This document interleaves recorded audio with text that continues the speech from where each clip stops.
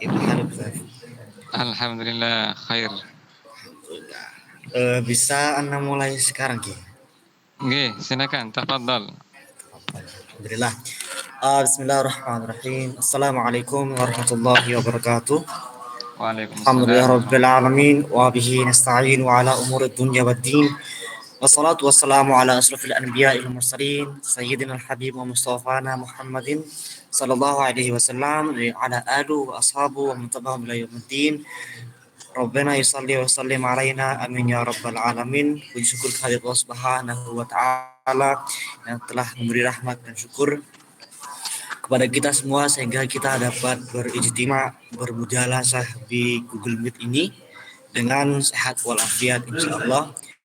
Salawat serta salam semoga tercurah limpahkan kepada Nabi besar Muhammad sallallahu alaihi wasallam yang telah memberikan kita kesempatan wasilah hidayah dari Allah Subhanahu wa taala sehingga kita bisa menerima transmisi hidayah-hidayah dari Allah Subhanahu wa taala berkat tidak lain dan tidak bukan oleh Nabi Muhammad sallallahu alaihi wasallam. Iya, tanpa menunggu lama lagi, mari kita haturkan seluruhnya kepada beliau Fadilatul Mukarram Al Ustaz Nur Kandir. Kepada beliau kami haturkan.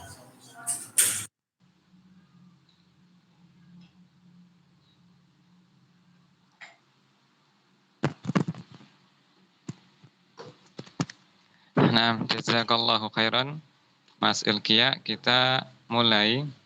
Bismillahirrahmanirrahim. Alhamdulillah wassalatu wassalamu ala Rasulillah wa ala alihi wa sahbihi wa man walah, amma ba'd. Pada pertemuan yang berbahagia ini kita melanjutkan materi kita, yaitu penjelasan hadis Jibril, hadis yang kedua dari Arba'in An-Nawawi. Kita sampai pada tingkatan agama yang kedua, yaitu al-iman. Berkata Jibril alaihissalam kepada Nabi sallallahu alaihi wasallam, "Akhbirni anil iman." Tolong jelaskan kepadaku apa itu iman. Lalu Nabi sallallahu alaihi wasallam menjawabnya, "An tu'mina billahi wa malaikatihi wa kutubihi wa rusulihi wal yaumil akhiri wa tu'mina bil qadari khairihi wa syarrihi." Yaitu kamu beriman kepada Allah, kepada malaikatnya, kitabnya, para rasulnya, kepada hari kiamat, dan kamu beriman kepada takdir. Lalu di akhir hadis Nabi Shallallahu Alaihi Wasallam berkata kepada para sahabatnya, "Tahukah kalian siapakah orang itu?" "Fa'innahu Jibril atakum yu'allimukum amrodinikum." Dia adalah Jibril yang mengajari kalian perkara agama kalian.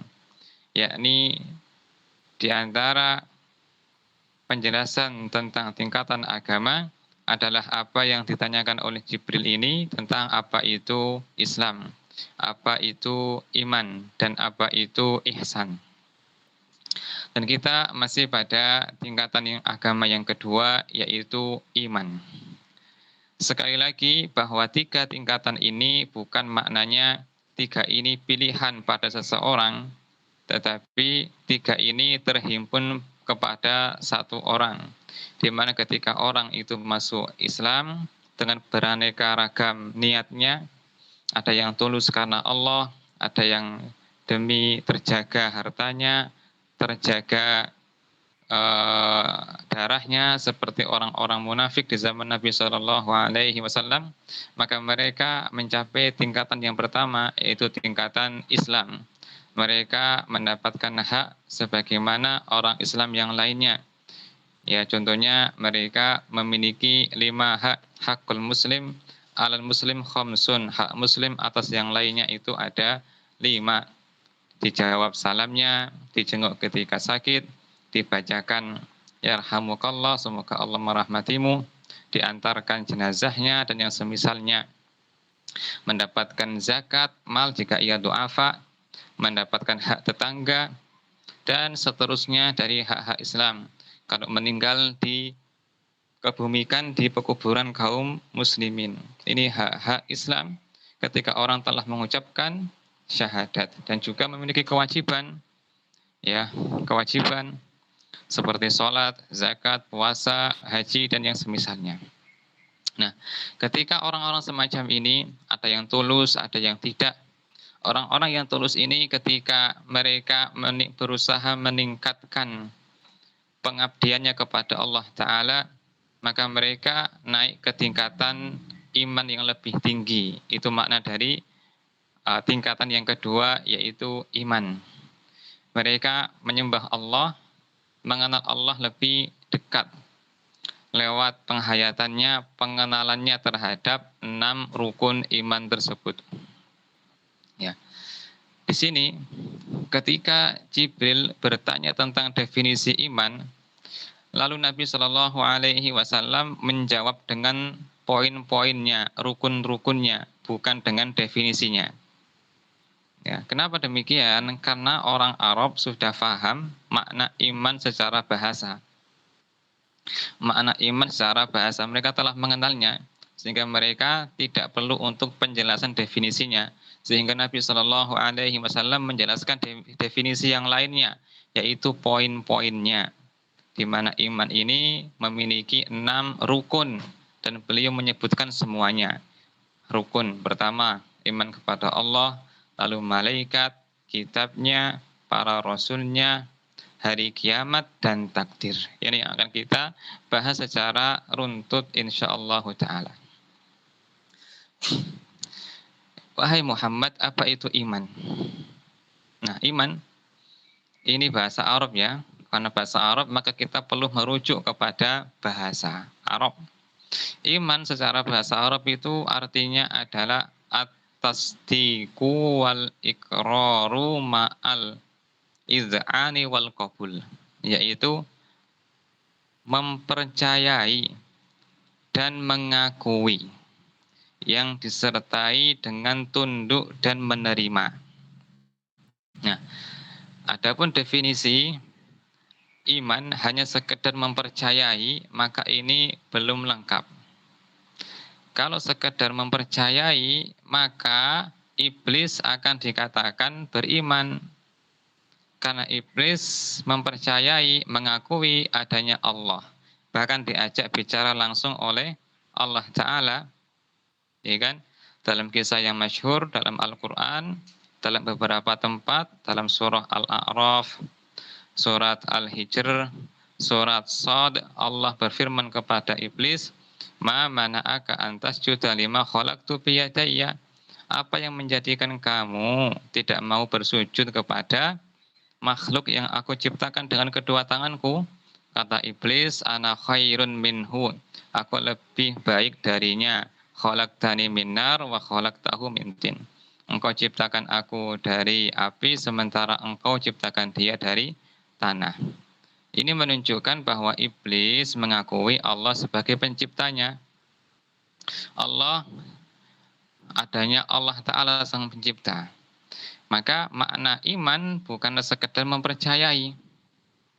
Allah berfirman tentang iblis bahwa ia termasuk makhluk yang kafir dalam surah Al-Baqarah, aba wastakbara wa kana minal kafirin.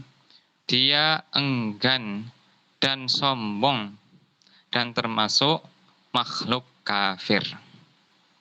Ini menunjukkan bahwa iman itu tidak sekedar percaya, tidak sekedar mengakui adanya Allah Ta'ala, tetapi harus disertai dengan ketundukan dan menerima. Menerima apa? Menerima ajaran Islam yang dibawa oleh Nabi Muhammad SAW, baru ia dikatakan sebagai orang beriman. Kalau sekadar mengakui, yang penting aku mengakui adanya Allah, apapun agamaku tak penting, maka dia bukan orang beriman. Orang beriman harus menerima ajaran Islam yang dibawa oleh Nabi Muhammad SAW. Nah, ini definisinya iman. Iman itu berkaitan dengan keyakinan. Iman itu berkaitan dengan keyakinan.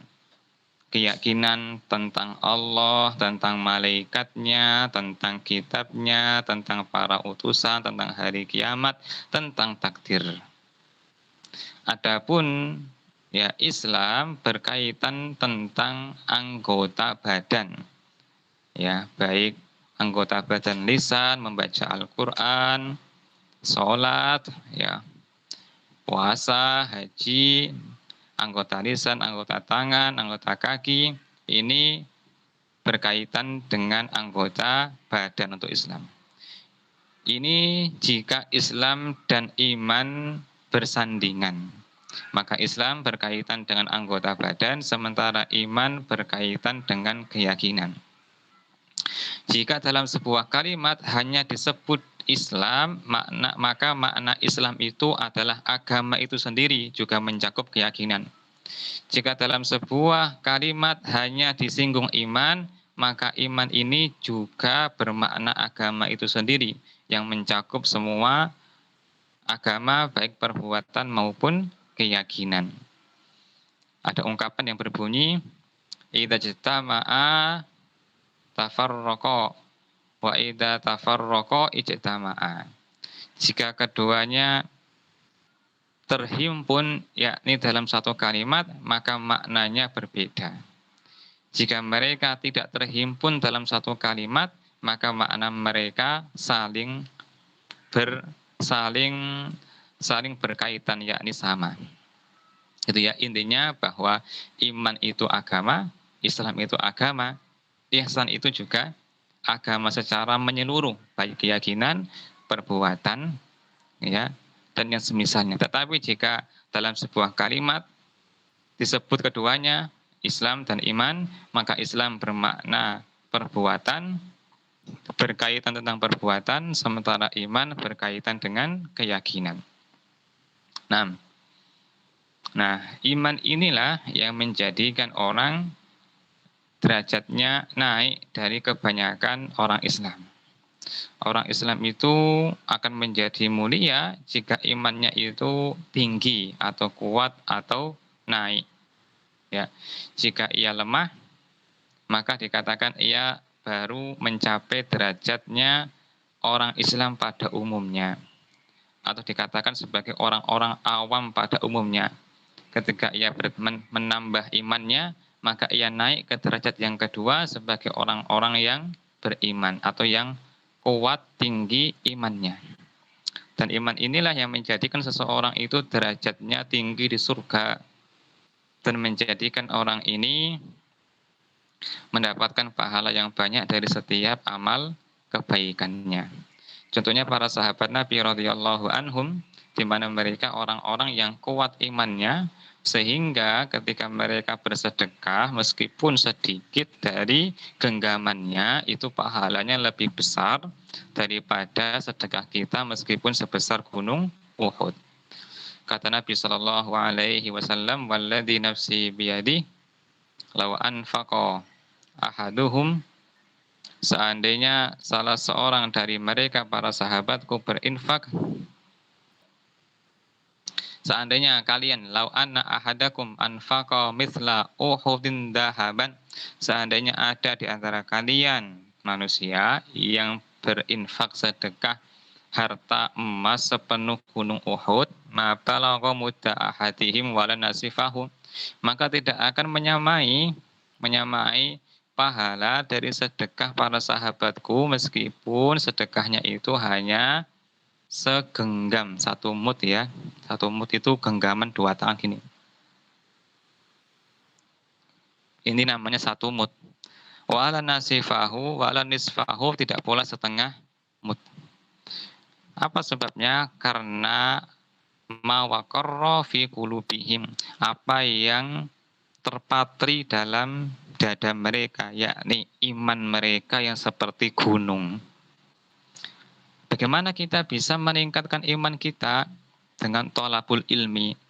Mustahil orang bisa meningkatkan imannya seperti gunung, kecuali ia harus dengan siraman Quran dan Sunnah. Sering mendengarkan Quran dan Sunnah, majelis Quran dan Sunnah. Allah berfirman dalam surah Al-Mujadalah, yarfa'illahu alladhina amanu minkum walladhina utul ilma darajat. Artinya, Allah mengangkat orang-orang beriman di antara kalian dan orang-orang berilmu beberapa derajat. Di sini dikaitkan antara iman dengan ilmu yang menunjukkan bahwa semakin orang itu berilmu, maka semakin kuat imannya. Semakin ia mengenal Allah Ta'ala, mengenal nama-namanya, sifat-sifatnya, hak-haknya, kewajiban-kewajiban kita atasnya, semuanya dengan siraman Quran dan Sunnah. Allah juga berfirman, fa'lam annahu la ilaha illallah, maka ilmuilah la ilaha illallah. Surah Muhammad. Kembali, kita telah mengetahui bahwa iman itu definisinya adalah at-tasdiqu wal i'tirafu ma'al iz'ani wal qabul, yaitu membenarkan dan mengakui disertai dengan menerima dan tunduk. Tidak sekedar membenarkan.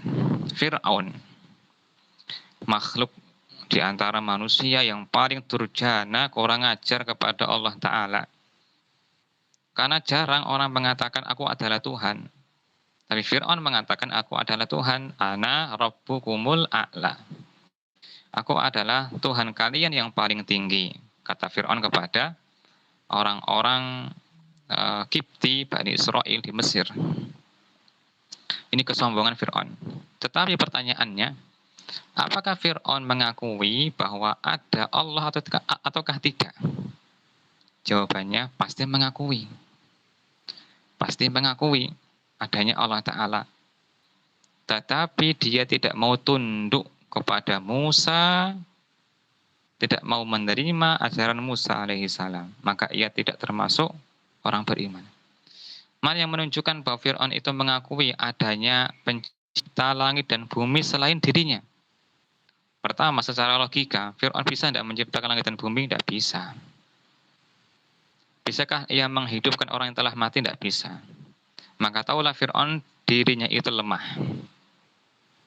Ya. Yang kedua, secara kabar, Allah mengabarkan bahwa Nabi Musa berkata kepada Fir'aun, laqad alimta ma anzala haula'i illa rabbus sama ma anzala haula'i illa rabbus samawati wal ardi basair. Wahai Fir'aun, kamu pun sadar, kamu pun yakin bahwa yang menurunkan mukjizat-mukjizat ini adalah pencipta langit dan bumi. Dan Allah berfirman tentang Fir'aun dalam surah An-Naml, surah Semut, wajahadu biha wastaiqanatha anfusuhum zulman wa uluwa. Dia dan pengikutnya itu menentang Musa, wastaiqanatha anfusuhum, padahal jiwa-jiwa mereka mengakuinya, yakni mengakui ajaran Musa bahwa Allah sang pencipta dan hanya Allah yang berhak diibadahi. Apa sebabnya mereka menentang? Zulmau wa uluwa, karena memang tipikalnya itu jahat dan sombong. Ini juga dalil bahwa dua sifat yang bisa menghalangi orang untuk terus terang menyembah Allah adalah jika ia tipenya orang jahat, zalim. Yang kedua, sombong. Orang sombong itu orang yang paling jauh dari menerima kebenaran. Entah sombong karena fisiknya, sombong karena hartanya, sombong karena jabatannya, titelnya, profesor, doktor misalkan.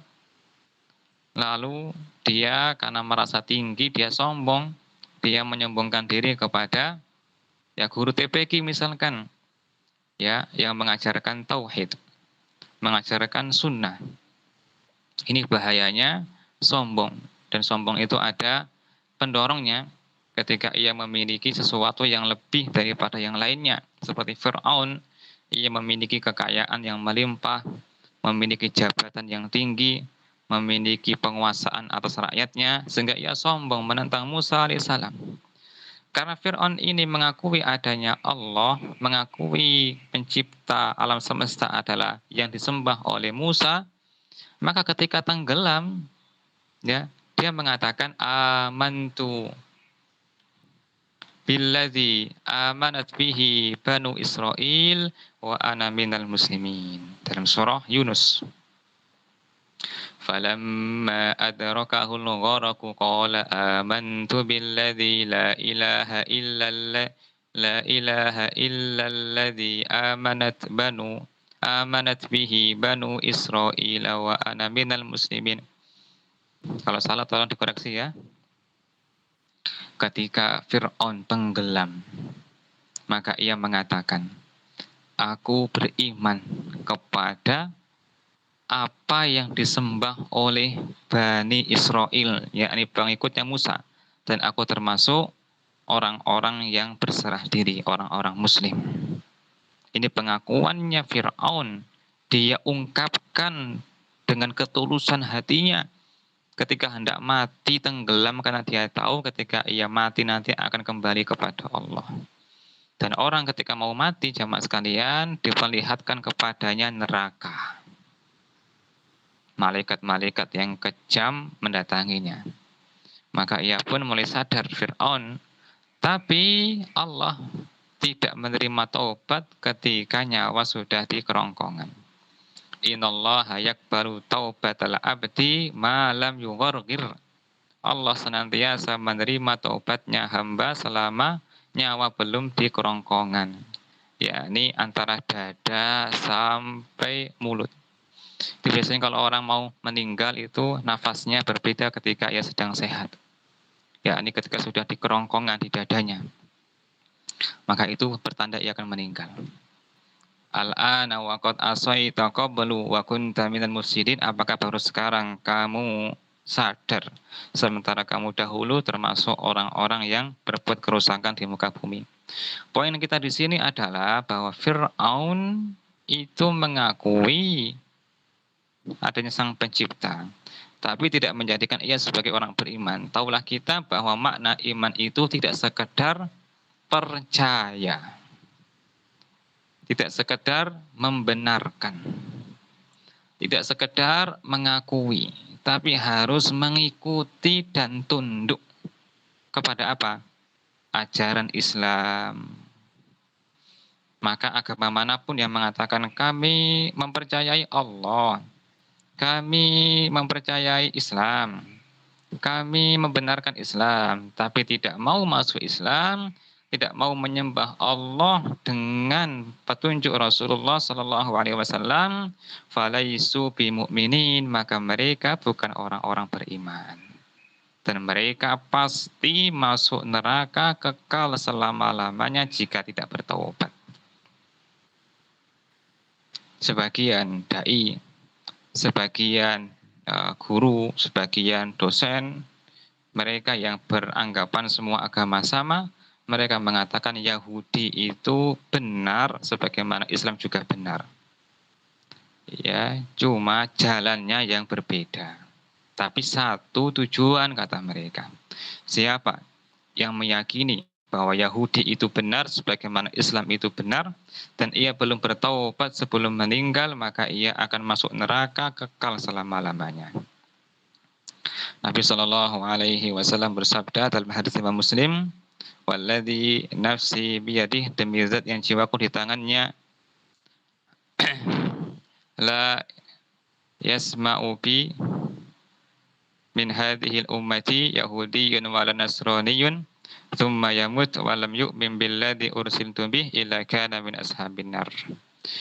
Tidak ada orang Yahudi maupun Nasrani yang mendengar aku diutus oleh Allah lalu ia mati tanpa beriman kepada ajaran yang aku bawa, melainkan ia termasuk penghuni neraka. Waliyadzubillah. Bahkan Nabi Musa alaihi salam seandainya masih hidup, maka beliau akan menjadi pengikutnya Nabi Muhammad sallallahu alaihi wasallam. Demi zat yang jiwa Muhammad di tangannya, lau kana Musa hayyan ma wasi'ahu illa tibai. Seandainya Nabi Musa masih hidup, maka beliau pasti akan mengikuti ajaranku. Dan Nabi Isa alaihi salam nanti di akhir zaman akan turun bukan sebagai nabi terakhir, tetapi meneruskan ajarannya Nabi Muhammad Shallallahu Alaihi Wasallam. Beliau mematahkan salib, membunuh babi, ya, tidak lagi memberlakukan pajak. Nabi Isa di akhir zaman kembali, ya. Maka dari sini kita paham tentang makna iman yang dimaksud oleh Nabi Shallallahu Alaihi Wasallam, yaitu meyakini, membenarkan, mengakui, disertai dengan menerima dan tunduk. Terus, sekarang poin-poin dari iman. Iman ini akan diakui jika, ya, terpenuhi 6 rukunnya pada seseorang, yaitu rukun keimanan, keimanan kepada Allah, malaikat, kitabnya, para utusannya, hari kiamat, dan takdir. Sekarang kita rukun iman yang pertama. Antu minabillah, engkau beriman kepada Allah. Iman kepada Allah itu mencakup 4 hal. Artinya, seseorang itu dikatakan benar beriman kepada Allah jika ia meyakini 4 hal. Ingat ya, iman itu secara umum berkaitan dengan keyakinan. Dan nanti akan ada penjelasan bahwa perbuatan juga bagian dari iman. Nah, pertama, meyakini wujudnya Allah. Meyakini wujudnya Allah, ini yang pertama yang harus dia pahami dari iman kepada Allah. Dan siapa yang mengingkari wujudnya Allah, maka dia bukan orang beriman. Seperti orang-orang ateis, orang-orang yang tidak meyakini adanya Sang Pencipta. Seperti para ilmuwan ya, dan sebagian besar para ilmuwan itu orang-orang yang mereka memandang apa yang mereka lihat saja, tidak mau memandang alam gaib atau keyakinan tentang Allah, sehingga mereka mengatakan alam semesta ini dahulunya terjadi dengan sendirinya. Kata mereka, alam semesta ini awalnya itu adalah satu gumpalan yang panas sekali lalu meledak, lalu menjadi bumi, matahari, planet, ya, nebula, dan seterusnya, galaksi-galaksi dan seterusnya. Ada orang beriman mengatakan alam semesta ini diciptakan oleh Allah, ya, dalam berapa hari? 6 hari. Ya. Khalaqas samawati wal arda wa ma bainahuma fi sittati ayyam. Allah menciptakan langit dan bumi dan apa yang ada di antara keduanya dalam 6 hari. Yang pertama kali Allah ciptakan itu apa? Langit atau bumi? Teori Big Bang mengatakan langit ya. Adapun Al-Quran surat Fussilat mengatakan bumi Allah ciptakan lebih dahulu. Fi yaumaini, dalam 2 hari. Lalu Allah Ta'ala menciptakan langit setelah itu. Lalu setelah menciptakan langit, Allah Ta'ala memakmurkan bumi dengan sungainya, gunung-gunungnya, binatangnya. Hingga totalnya 6 hari penciptaan langit dan bumi. Ada pula mereka yang mengatakan manusia itu awalnya kera. Dan yang disayangkan materi ini dimasukkan dalam buku biologi. Dan tidak dikasih catatan ini teori yang salah. Teori Darwin yang mengatakan bahwa manusia itu awalnya adalah kera. Lalu terjadi apa ya namanya ya? Evolusi ya atau revolusi ya? Evolusi ya, perubahan bentuk hingga menjadi manusia yang sempurna seperti ini. Ada sebuah cerita ya, di mana orang-orang di zaman itu berselisih pendapat. Ya, satu berpihak pada Darwin, mereka meyakini manusia itu dari kera. Yang kedua mengatakan manusia bukan dari kera. Mereka sama-sama orang-orang yang tidak mengenal Allah ya, atau orang-orang non-Muslim. Lalu diadakan pengadilan. Hakim mengatakan, yang merasa keturunan manusia silakan di kanan saya. yang merasa keturunan keras silakan di kiri saya. Ya, tidak benar bahwa manusia itu awalnya adalah nenek moyang mereka adalah Nabi Adam. Itu manusia yang pertama kali Allah ciptakan. Ketika manusia mereka di padang mahsyar, mereka mendatangi Nabi Adam. Apa kata mereka? Ya Adam, anta awalul bashar. Wahai Adam, kalian adalah ya orang yang pertama dari manusia. Anda adalah orang yang pertama dari manusia. Maka dikatakan Abuna Adam. Nenek moyang kita adalah Adam, bukan keras sebagaimana ucapan Darwin dan orang-orang yang mengikuti mereka. Ini sekilas tentang adanya orang-orang yang memang mereka itu tidak mengakui pencipta. Cuma jumlah mereka itu begitu sedikit. Dan kebanyakan mereka itu hanya sombong atau mencari popularitas saja, sementara jiwa mereka tidak sepakat dengan ucapan mereka sendiri. Nah, berikutnya. Nah, semacam ini mengakui Allah sebagai pencipta itu tanda keimanan, ya. Tetapi semacam ini tidaklah sempurna kecuali harus dibarengi dengan poin yang kedua, yaitu meyakini bahwa Allah yang menciptakan segala-galanya. Alhamdulillahi Rabbil Alamin. Segala puji milik Allah, Rob seluruh alam. Rob itu artinya pencipta, pemilik dan pengatur. Alam artinya adalah semesta alam. Al-alamin artinya semesta alam. Alam itu maknanya adalah masimallah, segala sesuatu selain Allah namanya alam. Pokoknya kalau ada kok bukan Allah, maka itu alam. Alam manusia, alam malaikat, alam jin, alam dunia, alam akhirat, alam barzakh, alam binatang, alam tumbuhan. Ini semuanya adalah makhluk diciptakan. Ya. Allah yang menciptakan semuanya. Allah yang memiliki semuanya. Dan Allah yang berhak mengatur semuanya. Baik mengatur dengan takdirnya, kauniyah, maupun mengaturnya dengan perintah dan larangan kepada malaikat, manusia, jin, binatang, dan seterusnya.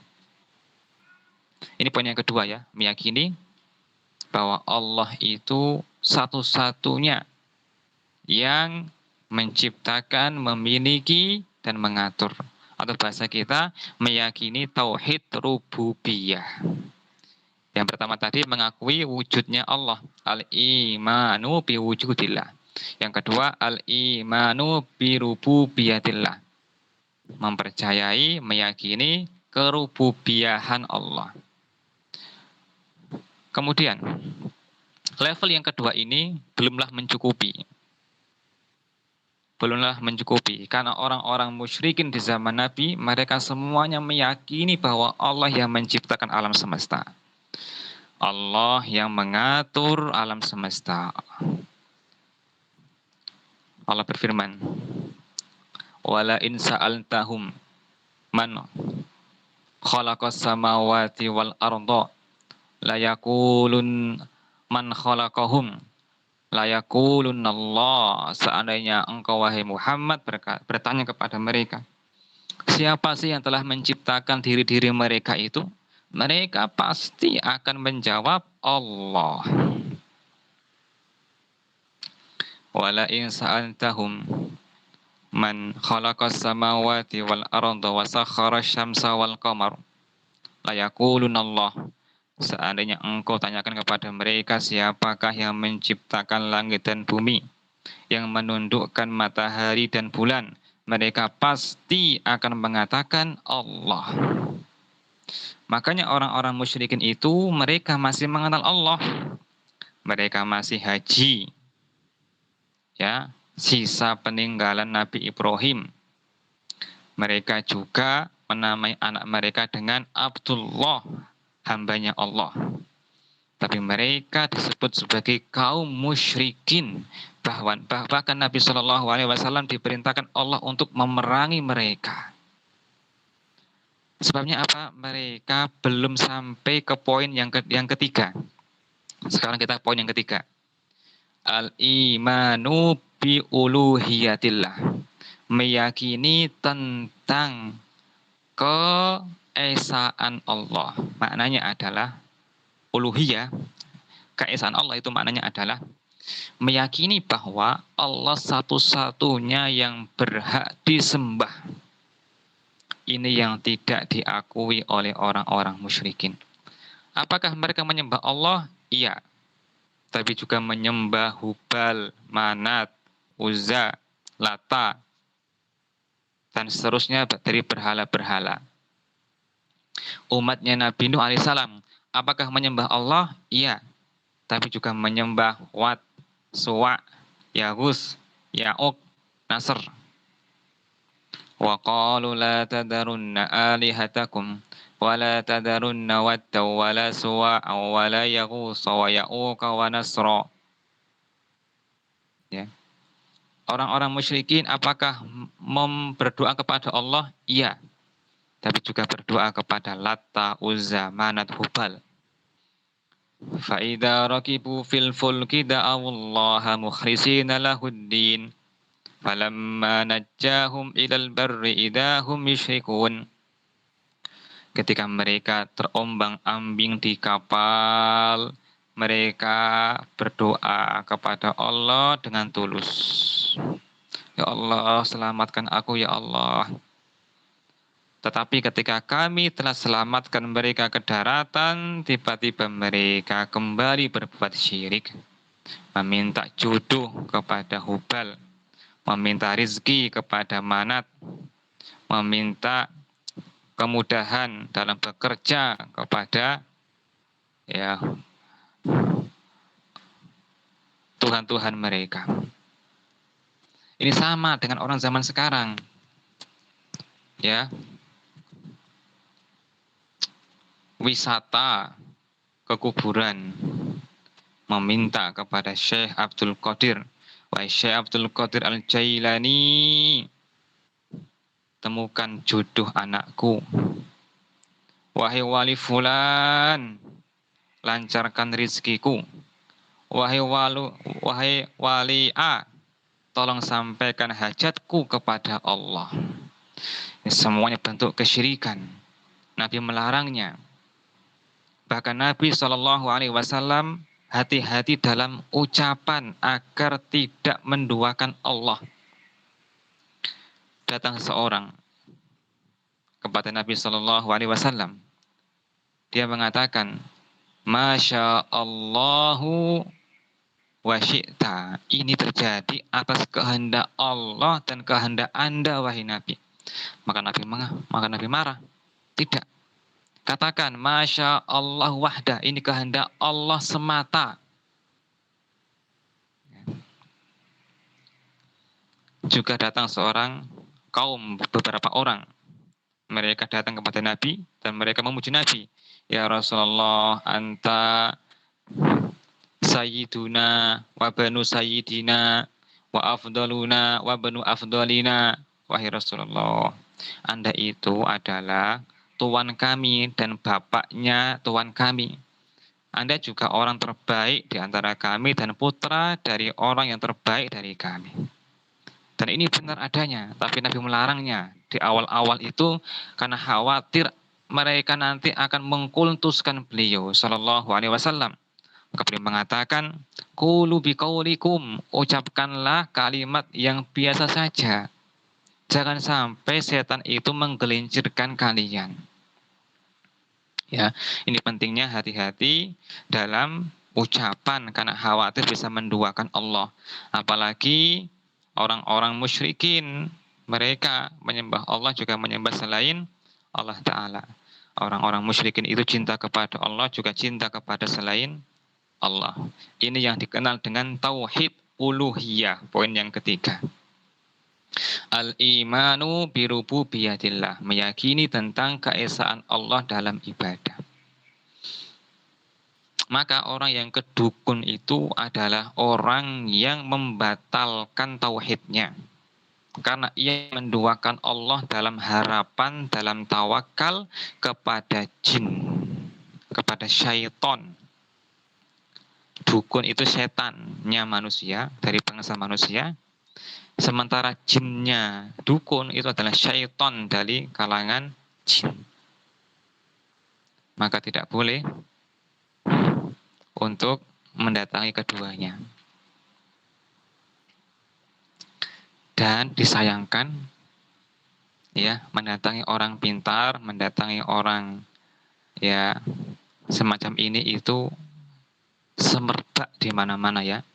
Baik baik ya, ketika mereka ingin melamar kerja, mencari jodoh, ketika buka usaha, bahkan untuk mencari wanita juga seperti ini, ya kan? Bahkan untuk mencari maling, mencari perampok juga memakai bantuan jin, pergi ke dukun, dan para dukun itu kebanyakan adalah kadzab, para tukang bohong. Mereka hanya akalus suhat, orang-orang yang gemar memakan harta haram dari manusia. Waliyadzubillah. Poin yang keempat, seseorang dikatakan beriman kepada Allah adalah mereka meyakini kesempurnaan nama dan sifat-sifat Allah Ta'ala. Al-imanu bi asma'illahi wa sifatihi al-ulia. Maka ya, seseorang yang meyakini ada di antara sifat-sifat Allah yang cacat, maka ia belum mewujudkan iman kepada Allah. Allah mensifati dirinya dengan al-ilmu, al-alim yang maha berilmu. Maka di antara sifatnya adalah berilmu. Maka ahlu sunnah mereka meyakini ilmu Allah itu sempurna tanpa cacat. Allah mengetahui perkara yang belum terjadi, yang sedang terjadi, yang akan terjadi, dan tidak terjadi bagaimana jika terjadi. Secara detail Allah mengetahui semut hitam di bawah di bawah batu hitam di kegelapan malam. Allah tahu pergerakannya. Allah tahu daun yang jatuh, ya kan, di kegelapan malam. Wa ya'lamu ma fil barri wal bahr. Allah mengetahui segala yang di lautan maupun di daratan. Allah tinggi di atas arsy, di atas langit, tapi ilmunya menjangkau semua makhluknya. Ya, wa huwa ma'akum aina ma kuntum. Dia bersama kalian di mana saja kalian berada, yakni jangkauan ilmunya, bukan zatnya. Zatnya Allah di atas arsy. Tinggi sana di atas arsy. Ya. Termasuk pula ya, contoh meyakini kesempurnaan nama dan sifat Allah adalah mempercayai semua kabar yang Allah beritakan tentang dirinya dalam Al-Quran dan hadis yang sahih. Termasuk beradab kepada Allah Ta'ala adalah membenarkan semua kabar tentang dirinya. Allah punya wajah, Allah punya tangan, Allah punya kaki, Allah tersenyum, Allah tertawa, Allah mencintai. Ini semuanya Allah ceritakan dalam Al-Quran. Wa yabqa wajhu rabbika dzul jalali wal ikram. Dan wajah Rabbmu itu kekal. Kullu syai'in halikun illa wajhah. Surah Al-Qasas. Segala sesuatu akan binasa kecuali wajahnya Allah Ta'ala. Allah punya wajah. Allah punya tangan. Wahai iblis, apa yang menghalangi kamu bersujud dari Adam yang telah aku ciptakan dengan kedua tanganku? Dan keduanya adalah tangan kanan. Allah Ta'ala memiliki mata. Fasbir fa innaka bi'ayunina. Allah Al-Basir, maha melihat. Allah As-Sami, maha mendengar. Tetapi semua nama-nama dan sifat-sifat Allah ini tidak ada satupun yang mirip dengan makhluknya. Laisa kamitslihi syai'un wa huwas samiul basir. Tidak ada yang sama serupa dengan Allah dan dia maha melihat lagi maha mendengar. Walam yakul lahu kufuwan ahad. Tidak ada satupun yang sekufu dengan Allah, setara dengan Allah. Tidak ada. Tidak ada. Maka tidak boleh menghayal-hayal. Tidak boleh membicarakan hakikat Allah. Tidak boleh. Hanya boleh beriman sebatas kepada apa yang Allah kabarkan. Contoh, Allah mengatakan Ar-Rahmanu 'alal arsyistawa. Allah Ar-Rahman yang Maha Pengasih, tinggi di atas arsy. Datang orang ke Imam Malik, ke Masjid Nabawi. Wahai Malik, Allah berfirman, Allah yang Maha Pengasih di atas arsy. Istawa artinya ala wartafa'a, di atas arsy. Kaifal istiwa, bagaimana bentuknya istiwa itu? Bentuknya tinggi itu bagaimana? Bagaimana bentuknya gitu. Maka Imam Malik menundukkan pandangannya, berkeringat. Yani ini pertanyaan perdana tentang masalah ini. Yang mana ia belum pernah mendengar guru-gurunya membicarakannya tentang Allah Ta'ala. Dan dia mengangkat dengan marah, memerah wajahnya mengatakan, Al-istiwa'u ghairu ma'kul. Al-istiwa'u ghairu majhul. Wa fi riwayatin maklum. Istiwa atau bahasa kita ya, tinggi, itu jelas. Maklum. Wal kaifiyatu ghairu ma'kul. Wa fi riwayatin majhul. Sementara kaifiatnya, hakikatnya, bentuknya, itu nggak diketahui. Majhul. Ya, karena syarat kita bisa mengetahui hakikat sesuatu harus melihatnya kan, sementara kita belum melihatnya. Wal imanu bihi wajibun, dan beriman tentangnya wajib. Wasu'alu anhu bid'atun, dan bertanya tentangnya, yakni tentang kaifiatnya, tentang bentuknya, tentang hakikatnya adalah bid'ah, perkara baru dalam agama. Fa'umira bihi fa'ukhrija minal masjid. Maka Imam Malik menyuruh orang-orang untuk mengusirnya dari masjid. Dan dia mengatakan, ma'arahu illa mubtadi'an. Aku menyangka dia ahli bid'ah. Ya, ini tidak merasa puas dengan firman Allah tentang diri yang Allah sebutkan dalam Quran dan Sunnah. Cukup kita beriman tanpa membayangkan, tanpa menyamakan Allah dan makhluknya, dan tanpa membayangkan hakikatnya.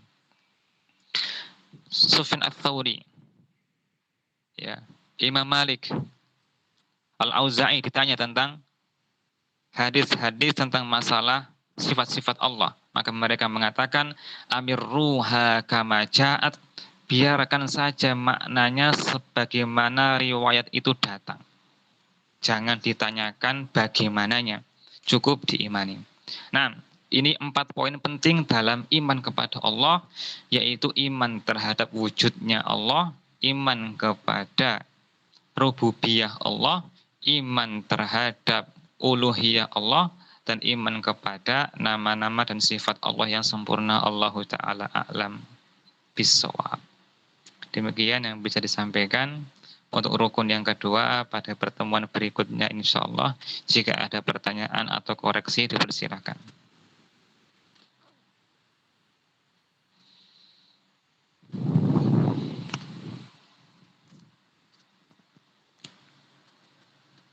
Ya, disampaikan terima kasih banyak kepada Ustaz Abu Zur'a Abu Mukandir atas materi dan kajian dan wawasan-wawasan baru terhadap hadis kedua Arba'in Nawawiyah ini.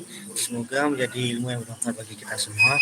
Baik hadirin hadirat yang budiman, jikalau ada pertanyaan atau koreksi yang akan disampaikan, dipersilahkan mengajukan unmute atau mungkin bisa bertanya lewat kolom chat ya sebelum durasinya dihentikan.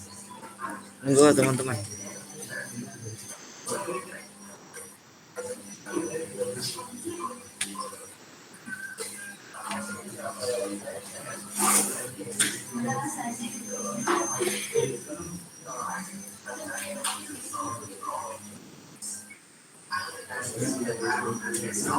Sekali lagi kami sampaikan kepada hadirin rahimahullah, kalau ada pertanyaan atau sekelumit yang ingin disampaikan bisa langsung disampaikan lewat chat atau langsung unmute, dan kalau bisa si teman-teman pakai video ya.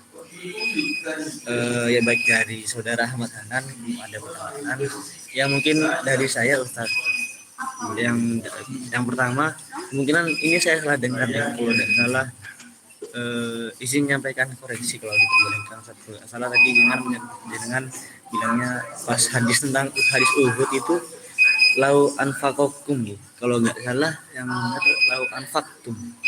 Atau mungkin saya salah dengar.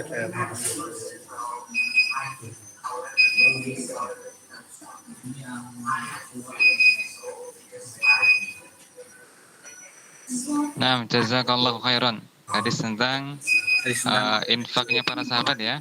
Okay. Lau anna ahadakum anfaqa mitla uhudin dahaban ma balagha mudda ahadihim wala nasifahu.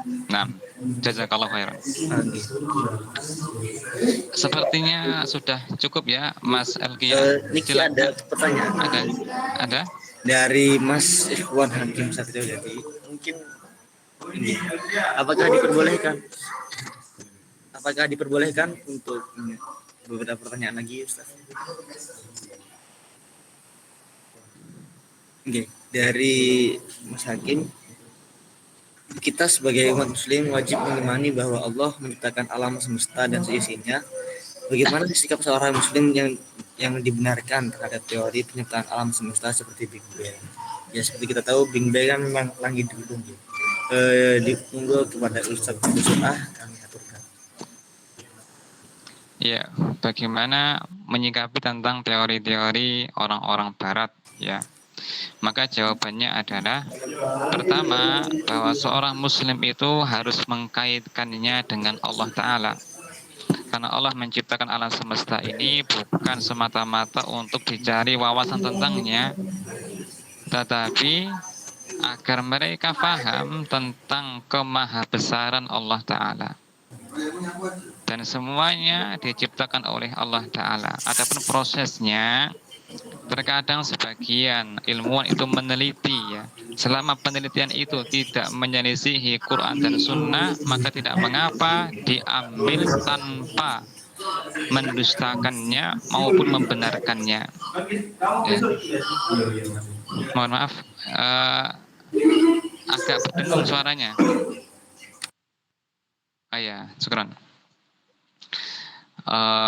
Demikian ya, sebagaimana, dan ini berlaku untuk penelitian mereka, sebagaimana kita menyikapi kabar Israiliyat dari mereka, orang-orang ahli kitab.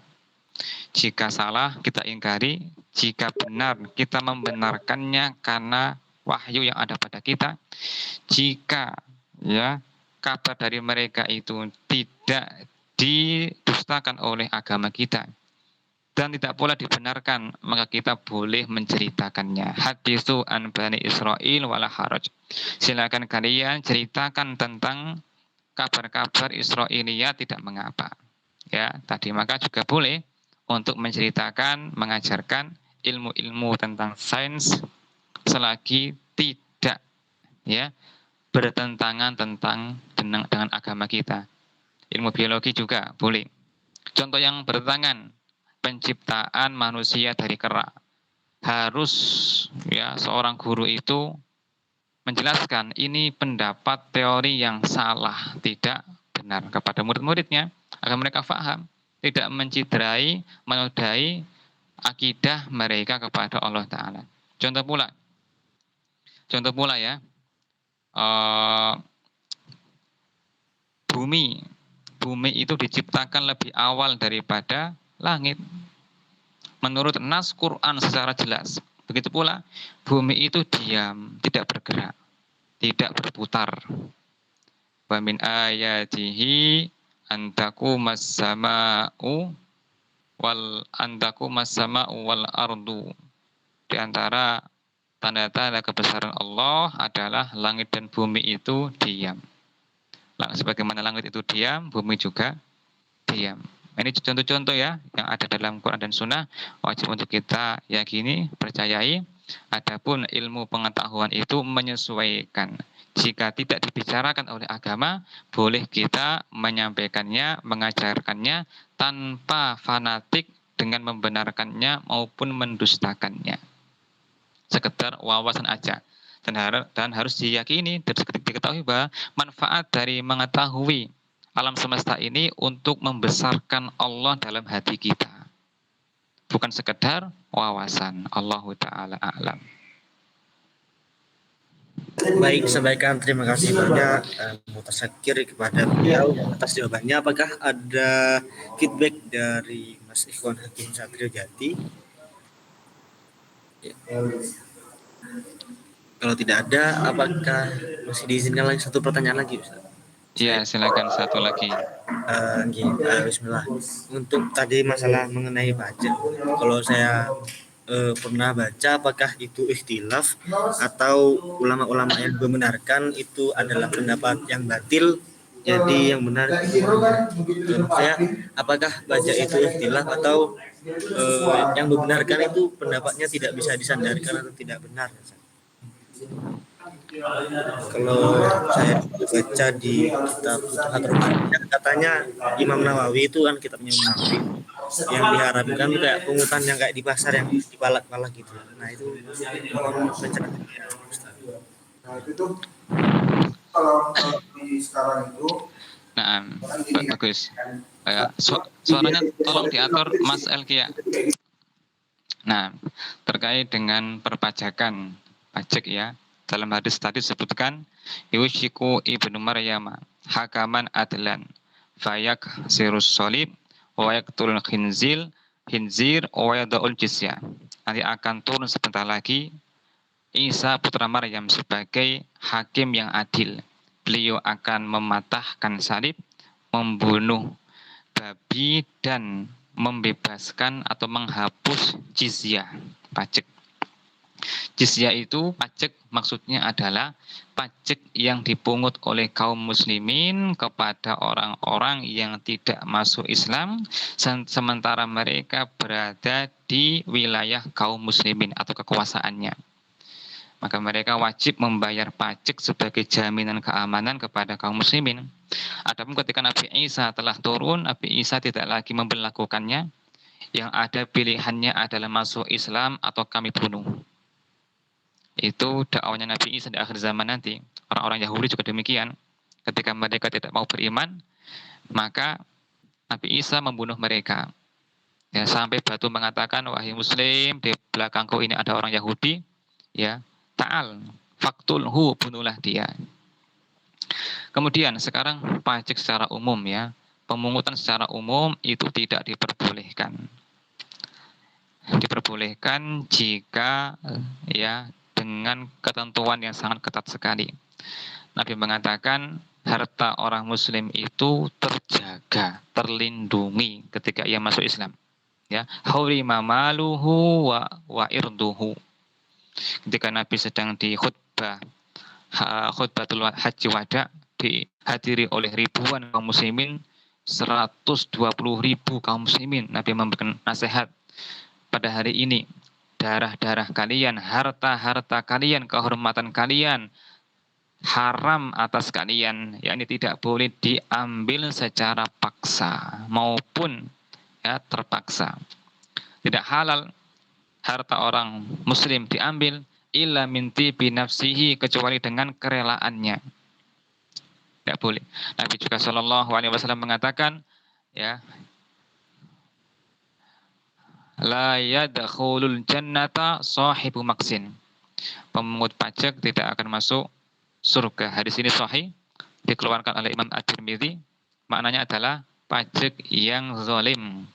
Adapun pajak yang diperbolehkan itu ada syarat-syaratnya. Ini kembali kepada kitab-kitab fikih dan kita tidak di sini penjelasannya. Secara umum bahwa pajak itu dilarang, tidak boleh, ya, tidak boleh kecuali dengan persyaratan yang ketat yang disebutkan dalam kitab-kitab fikih. Allahu a'lam. Demikian Mas Herdia.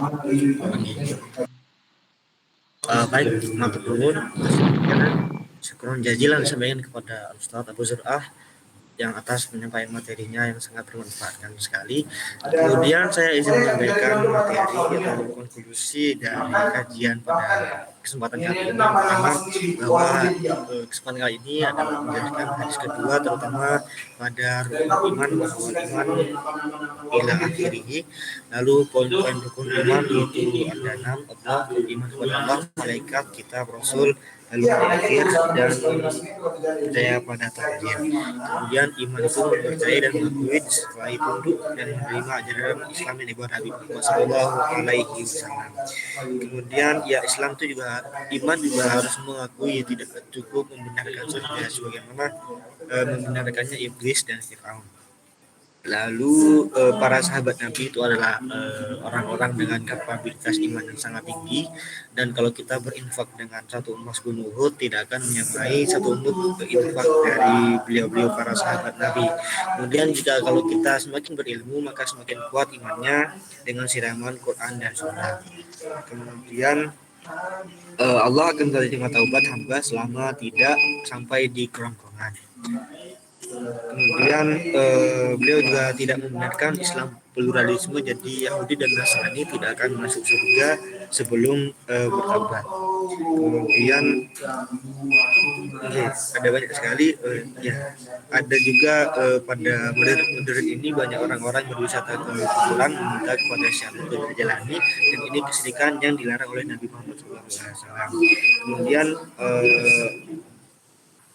ya mungkin itu saja yang bisa disampaikan atas konklusi. Mohon maaf jika ada konklusi yang kurang tepat dari saya. Sampaikan terima kasih banyak dan mohon maaf dari saya pribadi dan kalau secara umum baik sengaja maupun tidak disengaja. Kemudian sebagai penutup mari kita baca bersama-sama doa kafaratul majlis, semoga menjadi berkah. Subhanakallahumma wa bihamdika asyhadu an la ilaha illa anta astaghfiruka wa atubu ilaik. Assalamualaikum warahmatullahi wabarakatuh. Waalaikumsalam warahmatullahi wabarakatuh.